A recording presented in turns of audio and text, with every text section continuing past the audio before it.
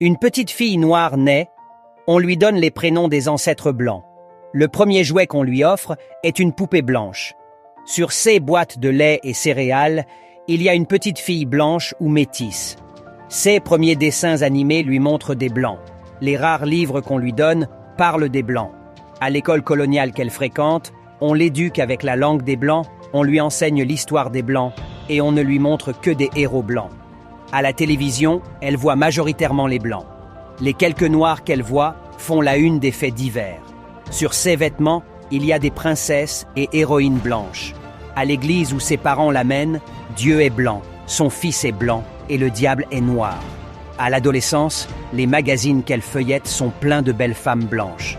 Les femmes qui gagnent au concours de beauté dans son pays ont la peau éclaircie et les cheveux des blancs sur la tête. Les hommes noirs riches et célèbres qu'elle voit à la télévision sont presque tous en couple avec des femmes blanches ou métis. Sa mère et les femmes de son entourage portent des perruques qui imitent les cheveux des femmes blanches. Certaines se blanchissent la peau.